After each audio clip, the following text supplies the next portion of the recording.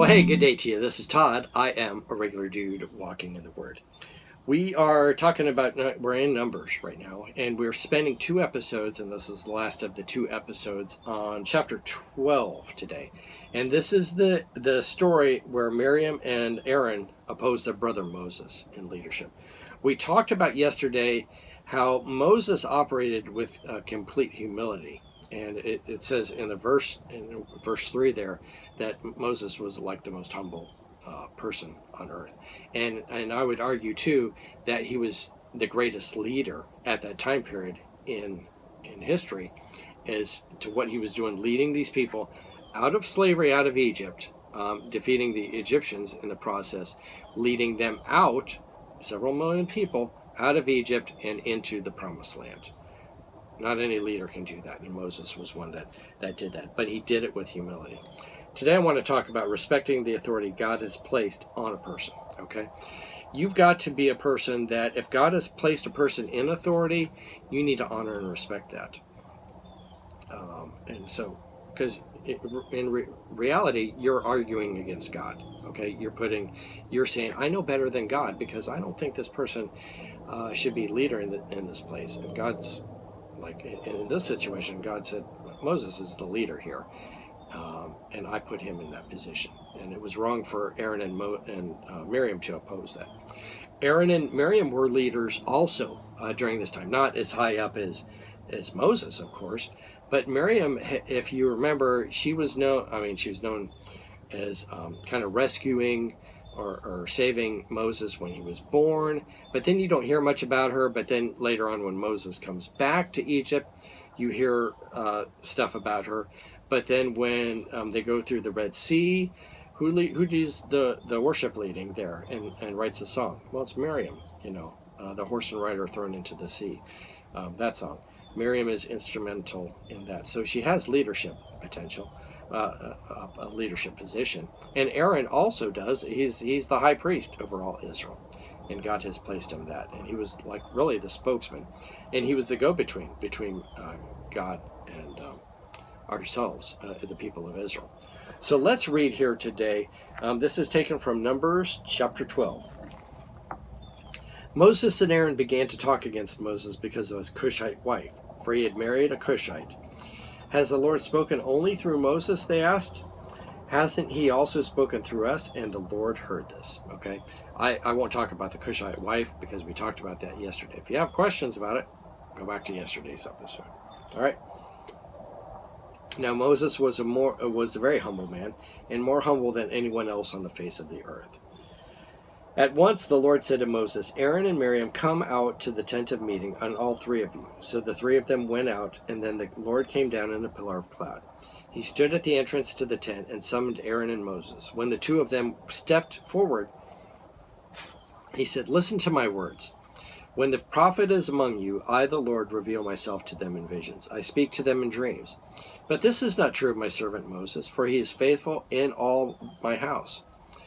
With him I speak to him face to face, clearly and not in riddles. He sees the form of the Lord.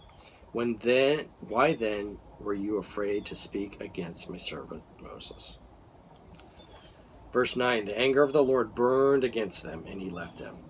When the cloud lifted from among the tent, Miriam's skin was leprous. It became as white as snow. Aaron turned toward her and saw that she had a defiling skin disease. And he said to Moses, please, my Lord, I ask you not to hold it against us, the sin we have so foolishly committed. Do not let her be like a stillborn infant coming from its mother's womb with its flesh half eaten away. Okay, Aaron is in complete repentance right now, okay, asking for mercy from the Lord. Verse 13, so Moses cried out to the Lord, please, God, heal her. The Lord replied to Moses, if her father had spit in her face, would she not have been in disgrace for 7 days? Confine her outside the camp for 7 days. After that, she can be brought back. So Miriam was confined outside the camp for 7 days, and the people did not move until she was brought back. After that, the people left Hezrah and encamped in the desert of Paran. Several things I want you to notice there is this, that Miriam held up the whole camp. Okay, so for 7 days they were progressing along, but when it came to this instant here, the camp stopped, and it says, so Miriam was confined outside the camp for 7 days, and the people did not move on until she was brought back. When you are disobedient to God, and when you come against God's authority, you not only affect yourself, but you affect those around you. So this not only affected Moses and Aaron and Miriam in a way, but it also affected the whole camp. Because they did this disrupted the whole camp, and their journey was delayed by 7 days because of this. Okay, so don't be disrespecting God's authority. And when you do, realize that it's not only affecting you, but it will affect those around you too, and could damage the relationship with God by your disrespect of those in authority. Okay, so that's the first thing we can learn from it. The second thing is just quit disrespecting God's authority here. And I like what he said here, what God said here. Verse 8, with him I speak to him face to face, clearly, not in riddles. You don't have to figure anything out. It's just clear as day, him speaking to God. Not in riddles. He sees the form of the Lord. Why then were you not afraid to speak against my servant Moses? Okay, when I speak against the authority, someone in authority from God, those that God has put in authority, I'm basically I'm speaking against God. Okay, like, God, why'd you put that person in authority? I could do better than him, and so forth.